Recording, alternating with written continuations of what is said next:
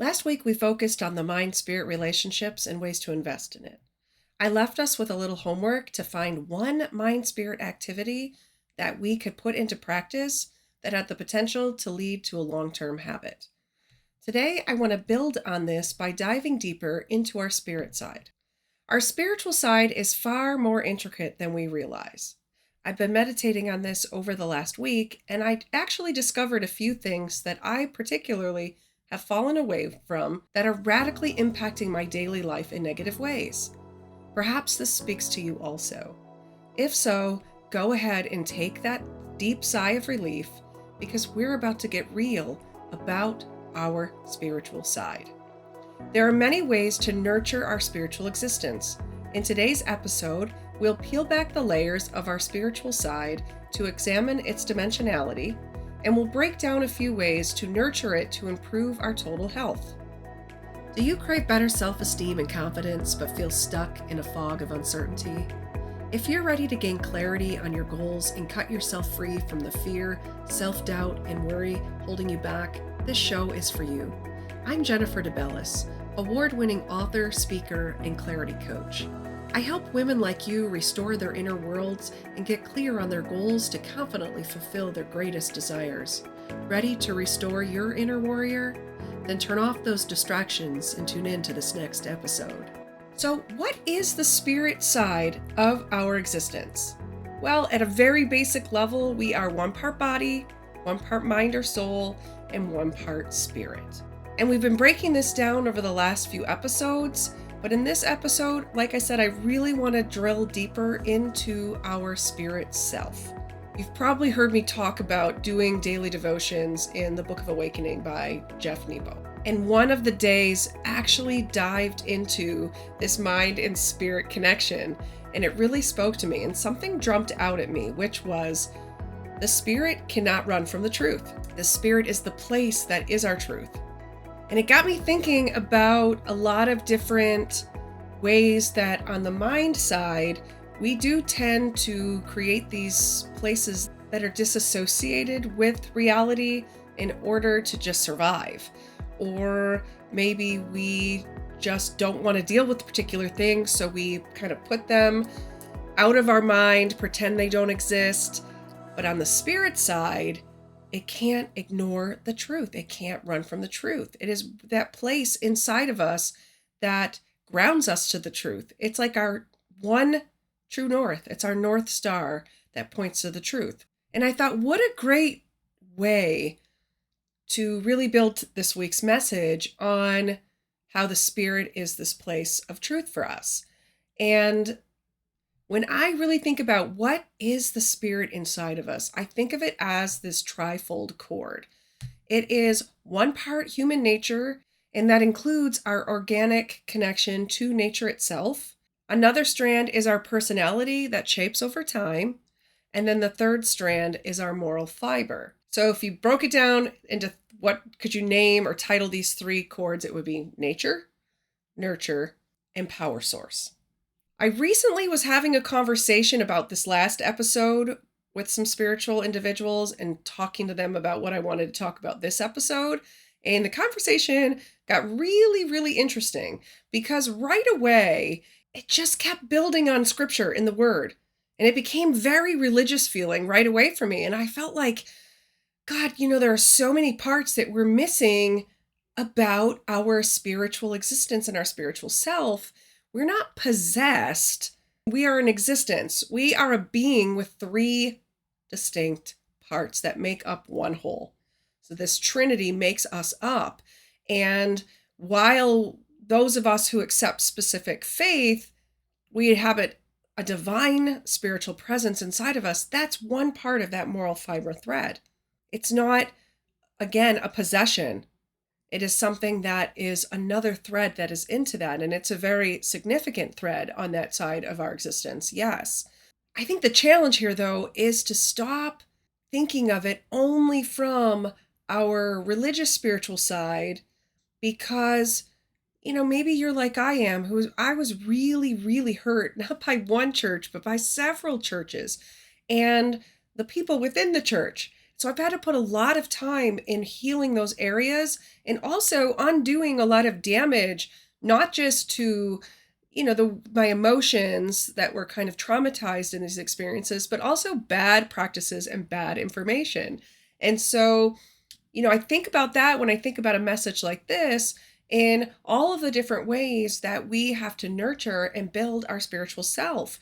And it's a lifetime journey. And so, yes, for me, I am a spiritual person who gets into biblical texts and devotions. And there is a point to understanding and applying scripture and the spiritual principles to our lives, and to find and follow that thread of meaning all the way through the entire passage, or maybe the entire library of books that has that same recurrent theme and recurrent message going through it. We're not supposed to just take one thing out and say, okay, this is the truth, the only truth, because it says it, because everything in those passages is interpretive. And that is exactly how the Bible, if we're talking about biblical scriptures, was written. It was written for us to have to engage and make meaning with those things. And this is where we find the truth in the real message. And it's complicated, but I don't want to spend the message talking about that, because I want to dive into all of the ways that make up this one part that's called spirit. This is where we're grounded to reality, yes. And the threads that weave our spirit self together are many. So there are many practices and investments to consider when nurturing our spirit. Mindfulness is one. You've heard me talk about that. We talked about that last episode. Meditation, journaling, prayer, listening to music, singing music, breath work. Those are all intentional things. Something that I did this week, so my homework was to bring in music that was very particular to frequency and to getting me on the right frequency. And it was fascinating. And I'm still researching it, so I'm not ready to talk about it with you yet today. But it was fascinating to do this frequency work and see how it is changing my everyday life and how it is enhancing specific things.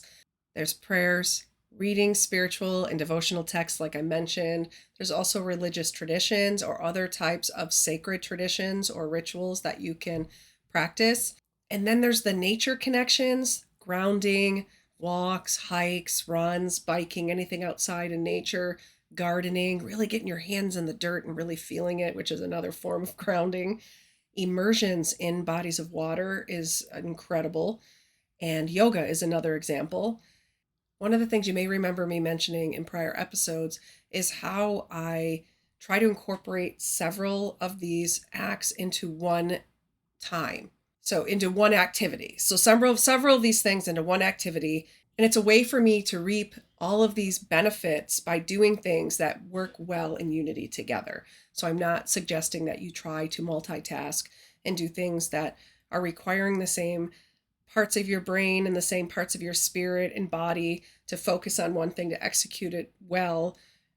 And then you're like, I can't, I'm giving 25% to this and then 75% to this, and you start to mess around with that. I'm saying, like, for instance, if you're listening to music while you're on a walk or a hike, and I only put one side in so that I can also hear nature.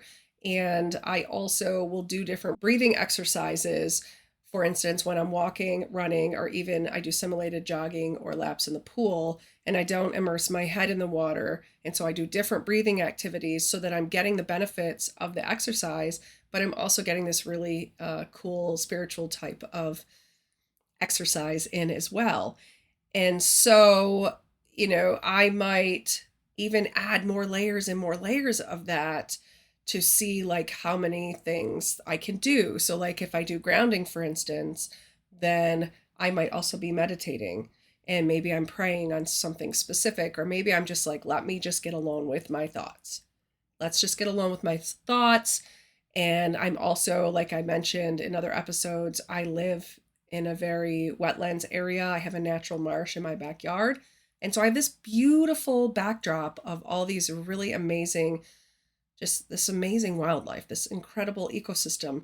And so I'm also alone in nature while I'm doing these particular things. And, it's incredible. And something that I found recently is I obviously, I suffer from seasonal depression, and I know a lot of people suffer from that. And so January and February are really tough for me. By the time I get to February, like we're at the end of February now, I'm like, oh my God, like, please make it stop. And I was, again, being mindful this week of, is it just the weather? Because I am a very outdoorsy kind of a person. I even take my office outside in the summer and spend my time, whether I'm in the sun, in the shade, outside with nature. And I do this every single day. So when it rains, I'm kind of bummed out because then I'm stuck in the house. And I thought maybe it was just because the weather was cold. And as I'm getting older, I'm starting to hate winter. I used to like it. I used to ski, downhill, cross country. I would even run all winter outside. And snowmobile. We used to go on these big snowmobile trips. We would go up north to the UP where it is extremely cold. And I would be out there all day in the snow. And now I'm like, every time I have to leave the house, I'm like, do I really have to go out in the cold? And so I thought that maybe it was just the weather and all those things. But as I was being mindful and meditating and researching on some practices that I could bring into my life and thinking about the spiritual connections that I want to talk to you about today, I realized that a lot of the things that I just shared with you are things that I do really well spring, summer, and fall. And once the weather changes, I am completely disconnected from those things. Of course, my mental health and my spiritual health have taken a major decline and do every single year. So I just want to hop in here for a moment and mention that I'm now accepting one-on-one coaching clients. So if you're ready to get clarity and big picture vision on your goals, consider booking a session with me today. Find a link to book your session in the show notes below. It wasn't until I really started meditating on all these things that I'm talking to you guys about every week that I realized, this spirit side is so easily neglected in our lives, and we so easily dismiss it and think, oh, as long as I'm doing this one thing, like my husband and I trying to get back into our religious spiritual practices and, spending time with other people and doing, having great fellowship with other individuals and getting back to church and those types of things. I thought that one act, because we think spiritual, spirit, that's the thing. But then I started thinking about all this stuff that I'm sharing with you, and I realized we are far more complicated when it comes to this spirit side and how that spirit side affects our physical health and also affects our mental health, and how the more ungrounded I have become in this spiritual side, and I realize that it has impacted like my physical activities, my physical outlets, for instance, because I can't bring as many of those things together that feed me spiritually, I'm less likely to do those physical activities, which is taking a toll on my physical health and is also taking a toll on some of those hormones and chemicals that I just normally get released when I'm very active the other 3 seasons of the year. And I was like, wow, this is kind of blowing my mind because it's the science of it. And the science is very real. And if we pay attention and we really are really good stewards of these parts of our lives, we can kind of channel in to like, what is going on? What is causing this negative stuff? And so that was the interesting thing that was happening this week. And the one thing that I changed a few things, but I was really intentional about the frequency music. And I experimented with different types of music. Like if you're just thinking about like spa sounds or nature sounds and classical music, I experimented with different things. And I noticed some really interesting things along the way, but I'm going to, again, spend some more time with that and figure out, is there a better setting for me to play this type of sound? Is there a better setting for me to do this type of thing? And see how it enhances my everyday existence and see how it enhances not just in the moment, but you have to think about like the after effects of these activities. How do we feel 5 minutes later? It's like if you are a runner, I'm going to use running because running is a great example. Like I love the endorphins I get from running, and my health has been really bad. So I've had to cut down on my running. I'm actually on rest right now. I'm not allowed to run. I haven't been for a run since December. I'm going out of my mind, but that's okay because it's never coming back into my life because I'm not going to accept that. It's just something that I can't do right now because I'm healing something that happened to my knee. So now I'm like, okay, I know what it feels like to do the run. I don't love to run. I have a friend who's always like, well, I know you love to run. No, buddy, I haven't loved to run since I was in high school, winning gold medals at track events. I love how I feel after I run. Sometimes I do love the whole experience. I'm out there, the music's great, the atmosphere's great. I love running like when it's sprinkling rain, for instance, and it's in the summer. Don't ask me why, but I absolutely love that. So are there moments where I'm just like, oh my God, everything in the universe is all lining up and I'm just thriving, living my best life? Yes, I'm not going to lie to you. Like that happens. But most of the time, I have to be like, girl, get your butt changed, get your shoes on, go out for the run because I want what comes after. I want those endorphins and I also want the physical benefits. I want to, I want to reap those physical benefits, which isn't just like having better physical appearance. It's the strength. Like as we get older, we lose that strength and it becomes very precious to us. And it's the strength and it's what happens over that, 5 minutes later when my heartbeat starts to regulate at the right rate again. And then I start to feel that release and I just feel better, right? It's like, you did a potion and you just feel better. And then it's the day after and 2 days after, and it lasts me a couple of days. And so I learned that about myself. My kids even learned it about me because if I started to get really cranky when I was raising them, they would say, Mom, when was the last time you went for a run? Go for a run. Because they would know, like they were smart enough to recognize Mom is in such a better mood. She's far easier to get along with. Like they really at a basic level tuned into that and recognized that. So we can tune in far better when we think about that as an example to the effects. Sometimes we just aren't paying attention. We're going through the motions or we are in survival mode. I know right now I'm trying to do too many things at once, doing this podcast, working with some coaches. I'm working on my PhD, which is completely neglected right now. Right now I'm in the final days of production for the magazine that I have. I have an art and literature journal that comes out twice a year, and that is in final production. And I'm also meeting with my accountant this week, so I have to get all of our tax prep done before, the middle of the week. And it's just like a lot of things going on.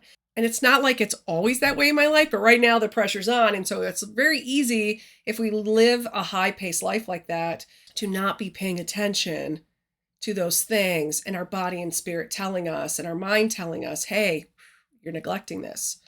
And so we ignore it, like the pain after you get a paper cut, you ignore it. And then someone says, you're gushing blood. And you go, really?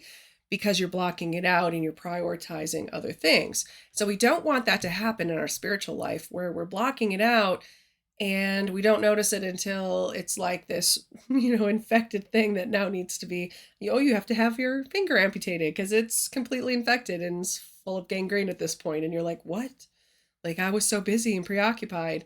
So we don't want to experience spiritual amputations in our life either. And there's one more area that I didn't get into yet that I want to also bring in here, which is being in the service of others. We don't talk about that a lot when we think about our spiritual self and our spiritual practices. But actually, when we think about purpose, which is something this podcast is founded on, when we cannot look at functioning in our purpose and functioning in our passion if we don't talk about being in the service of others. So I know we have many different purposes in our lives. When we think about specific purposes that rely on our skills and our talents, it comes back to being in the service of others. Purpose actually is directly connected to being in the service of others. And so there are ways that we can be in the service of others. We can volunteer our time. We can take care of the needs of other individuals and our domestic roles. So a lot of times we think we have to be so intentional about like, oh, I've got to volunteer here, I've got to volunteer there. I know back 15 years ago, before I went back to college to retrain, I was so overcommitted to volunteering. I was volunteering in the church on so many capacities. I couldn't walk into that building without somebody running to me in distress because someone else didn't show up and someone else is sick and can you step in? And I was constantly stepping in. There wasn't a time where I could just go and sit at the feet of the cross and just be like, okay, pour into me now. I became a workhorse there. And then there was also in the community itself, like I was running different programs at the school and there were just a lot of things that I was volunteering for. And so I was volunteering on top of volunteering with the side of volunteering. When I went back to school, I was like, oh my gosh, like all of this has to go because I need to focus on my education, but I also have to run my household. And my kids were still small enough to where they were relying on me. I had to still make sure that their needs were met, that they were driven around where they needed to be and picked up where they needed to be, and that they ate and that they were clean and that, their clothes were clean and all those different things. And as I was thinking about talking to you today about the spirit side and being in the service of others, I was thinking about how we don't recognize our domestic roles as something that is definitely in this category. And it got me thinking about something too, where it's, our mindset about some of those things also. Like, for instance, doing things for others, but not expecting anything back in return. And what's our attitude about that? I know we have a ton of relationships and interactions where they have to be reciprocated. Things have to be reciprocated. I understand that. You can't have friendships, for instance, that are just like you give all the time and they receive all the time. That's a codependency. And there might be people in your life that is how you coexist with one another, but that's not a healthy relationship. Relationships are about give and take, and it's not like 50-50. There's no such thing as drawing it down the line, but it's this investment that you're meeting their needs when they need it, and they're meeting your needs when you need it, and you're just there for them, they're there for you, and you've got gifts and talents and time, and you're trading it, or you're coming together, and it's this beautiful thing. But there were also those times where you're just doing something, where you're giving something to someone in need, and you just don't expect anything back. And that joy that you carry in your spirit, just knowing that you met someone's need at a very basic level, is an incredible feeling. And you don't need to, go on social media and talk about it all the time. First of all, like, protect those people. The world doesn't need to know that they have a deficit and you're meeting that deficit, because God, think about it when the tables are turned, and they will be turned. You will be in the need of something, of someone else. That's how humanity works. And then they're out there talking about it and broadcasting it. And if they're like not saying your name, like, everybody knows, because now they can put, these few little details together and realize, oh my God, you were the person that person was talking about, and they helped you. And then it starts to form like pity and all those wrong types of reactions to individuals. And so resist that temptation to have to be there all the time. That's, again, doing things for the wrong reason. So not only doing these acts of service expecting to get something back in return for them, that's a way of expecting to get something back. If you need to get attention and validation and a pat on the back and everybody clapping for you that you did it, you're doing it for all the wrong reasons. It's not the right attitude. The best blessed types of acts are the ones that are done in private. And you just know, so if you have a divine connection, you just know, like, there's a whole other, like, feeling of pride that will swell within you, knowing that you did those right things and knowing who is actually watching. But the other thing I was thinking about also is, like, just like meeting the needs of others and being in the service of others, is this podcast that I do. There's a lot of times where my week is crazy and I'm doing all these other things right now. And the temptation was like, just go on a hiatus this week. Just say you can't come to this week. My allergies are going nuts on top of it all because the weather is changing. I'm not feeling it. And so, I was kind of like tempted, like, just take a break, just do it. And then I thought, no, like, have a good attitude about it and keep your commitments. So keep your commitments to others. And there will be times when you can't keep those commitments, but don't fall into that easy trap of, oh, well, there's no big deal. There's no, there's not a lot of skin in the game. It's like, keep that commitment.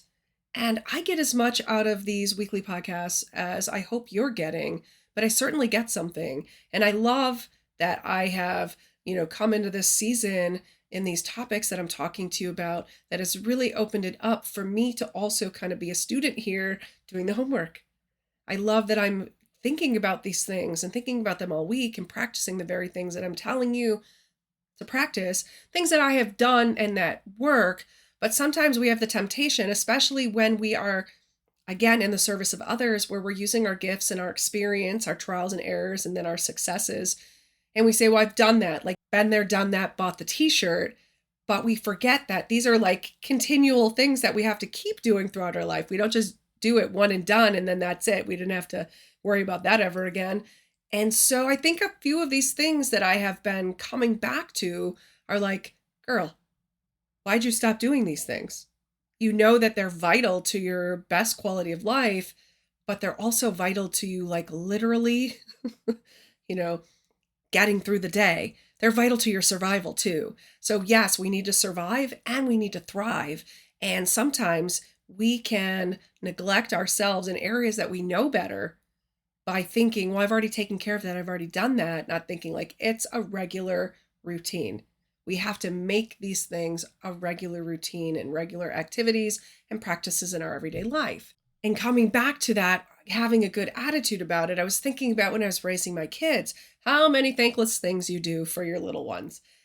And I was thinking about like how many times like they needed help tying their shoes for the 10th time that day so they could go out. And just all of the little things, and they couldn't do it. And they would try to do it and you're teaching them how to tie their shoes, and the patience that it takes to not make people feel like a burden or like you're so irritated by having to do these things for them. That's a really interesting thing to think about. So pay attention to that in your own exchanges. Like, is your attitude good? I've had to check myself now. Like, I was thinking about like how I learned a lot of that patience raising kids, but now my husband's going through some things right now. And I find this just the tendency to just be like so impatient and just be like, oh, come on already.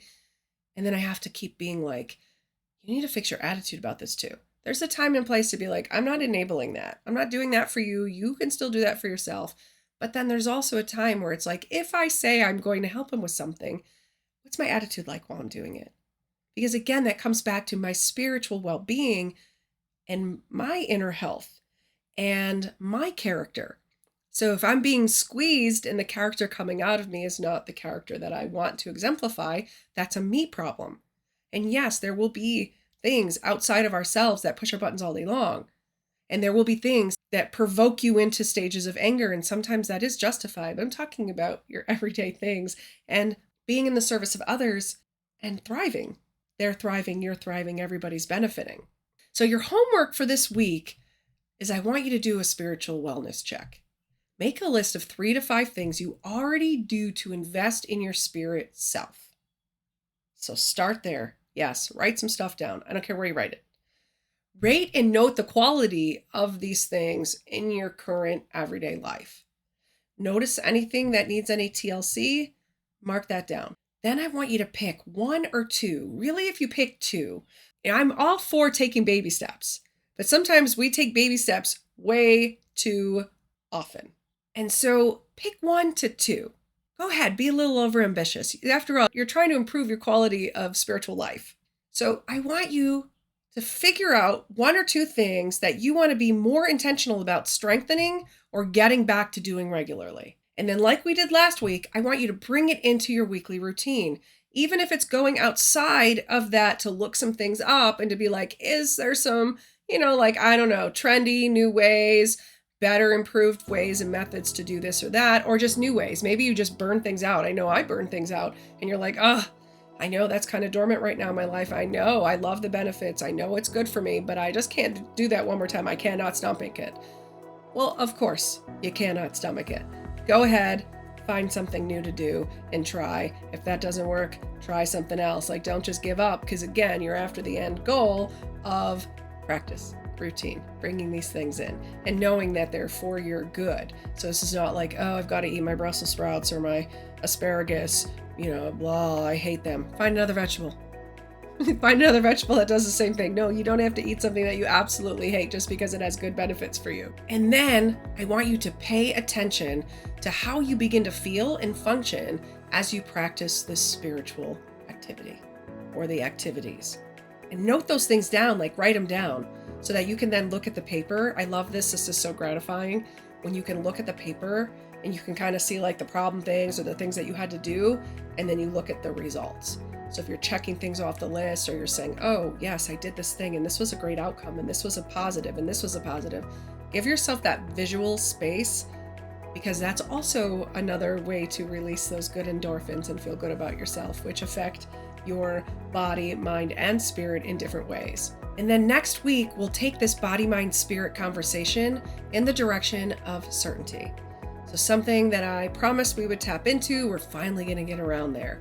And we're going to talk about certainty and how it informs clarity and is an empowering act of self-love. Well, girl, I hope you enjoyed today's episode. If so, follow my channel and share it with friends who also want to restore their self-worth and confidence. And if you're ready to get clarity and big picture vision on your goals, consider booking a one-on-one coaching session with me. Find a link in the show notes below to book a session. And as you go through your week, may your empowered spirit, heart, and mind guide you. Catch new episodes every Saturday. Ciao.